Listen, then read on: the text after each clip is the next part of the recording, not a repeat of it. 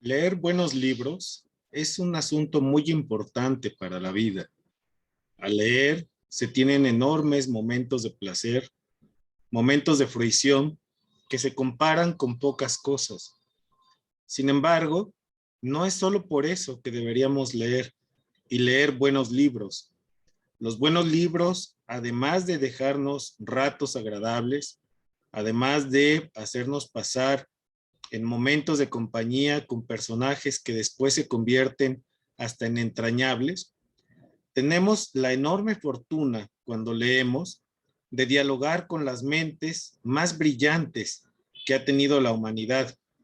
Por eso habría que leer, decía Descartes, porque al hacerlo nos ponemos en contacto con los espíritus más esforzados en la historia y que han tenido la generosidad de regalarnos sus letras.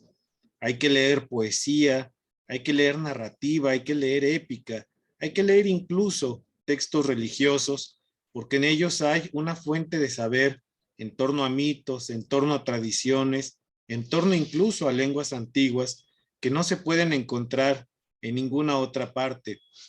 Sin embargo, debemos ser cuidadosas y cuidadosos con qué leemos, porque así como todo lo que nos alimenta, o mejor dicho, lo que comemos, no siempre es positivo o fructífero para el cuerpo, así también cuando uno lee cosas, no siempre resultan fructíferas. No es lo mismo beber agua natural que cantidades industriales de refresco. No es lo mismo comer una ensalada de verduras que una bolsa de papas que tiene cantidades industriales, literalmente hablando, de grasas saturadas y de sales.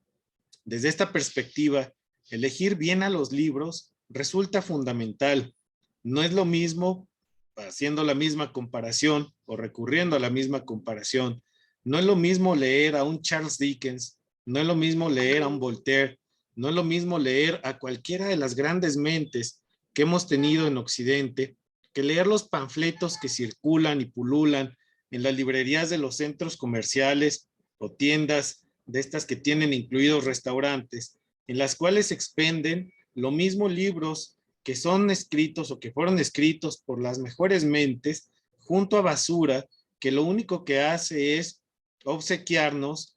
panfletos, hay que decirles, que constituyen lo que Kant llamaría en el mejor de los casos un tutor del pensamiento, gente que nos da, para seguir con los ejemplos culinarios, pues ya el alimento masticado para que simplemente lo deglutamos y lo traguemos.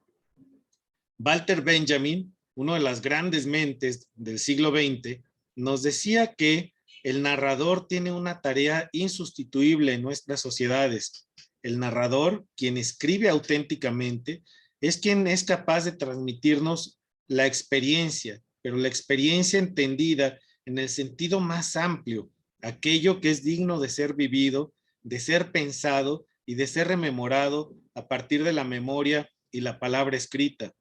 Por eso es tan importante el tema de la propia memoria en las novelas, ese género al que Walter Benjamin incluso consideraba un género que despojaba la escritura de la posibilidad de la narración auténtica.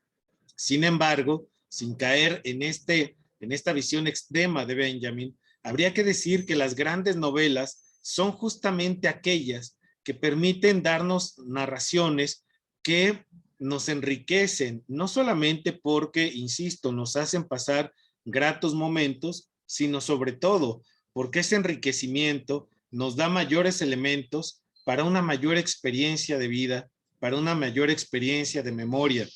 Recordemos aquella gran obra de Gabriel García Márquez, Cien años de soledad, uno de los grandes problemas, quizá el más grande de los males al que se enfrenta la comunidad de Macondo, es la pérdida de la memoria, y por eso el esfuerzo de sus personajes de colocar etiquetas en cada uno de los objetos, animales e incluso personas para no olvidar cuál es su nombre, porque si olvidamos el nombre de las cosas, estaríamos destinados o condenados, en la visión que nos regalaba el gran García Márquez, condenados a olvidar quiénes somos y cuál es nuestro propósito. Lo mismo ocurre con la gran obra de En busca del tiempo perdido del Marcel Proust, esta gran novela que nos habla de cómo hay que ir detrás del tiempo recobrado, o mejor dicho, ir en búsqueda de ese tiempo que puede ser recobrado y que no puede llegarse ahí sino solo a través del ejercicio de la memoria.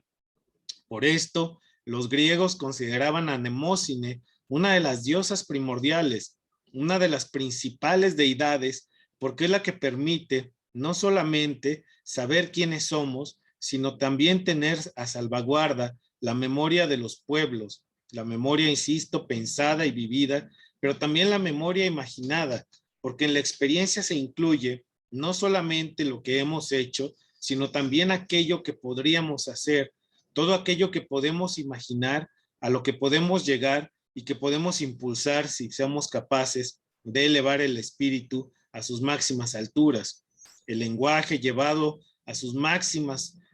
capacidades en autores como Lord Chandos, en México el gran poeta Octavio Paz o la gran narradora Elena Garro, nos dan cuenta de las capacidades que tenemos, no solamente de escribir, sino de interpretar el escribir. Por eso Juan Rulfo resulta tan relevante en nuestra cultura, porque nos sitúa en lo más profundo de nuestros miedos, de nuestros temores y también de las fuentes de nuestras más quizá potentes alegrías. Darnos cuenta de que estamos muertos, nos diría en aquella novela de Pedro Páramo, nos lleva a la posibilidad de darnos cuenta de todo lo que podemos hacer cuando estamos vivos. Hay que renunciar a la llanura del llano, ese llano que está en llamas, de acuerdo con la compilación de cuentos que nos regaló el gran escritor,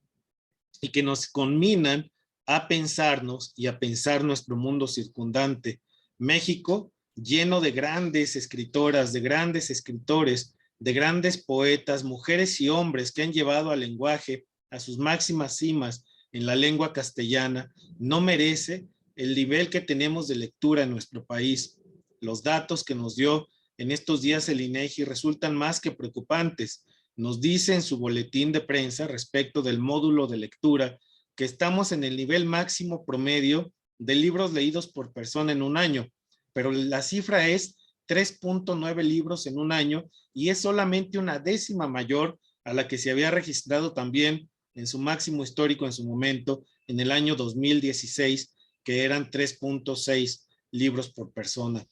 Tenemos entonces la obligación de recuperar la capacidad de leer, porque en México solamente 72% de los mayores de 18 años que saben leer y escribir leen, pero de ese universo, de ese 72%, solamente el 45% lee libros. Y nuevamente hay que insistir, habría que preguntar qué clase de libros están leyendo, si estamos leyendo buena literatura, si estamos leyendo buenas escrituras, escrituras que respondan a la vocación del narrador y que respondan a la vocación de llevarnos a pensar, a pensarnos y a sacar al país del atolladero espiritual en el que se encuentra. Un México tan violentado, tan lleno de víctimas, merece que sea inundado de cultura y esa inundación de cultura debería tener como uno de sus principales componentes inundarnos de letras, de buenos textos, de toda esta literatura fantástica que se ha construido tanto en la lengua de Castilla como en otras lenguas para las cuales no seamos rigurosas y tan rigurosos, existen también muy buenas traducciones en la lengua castellana.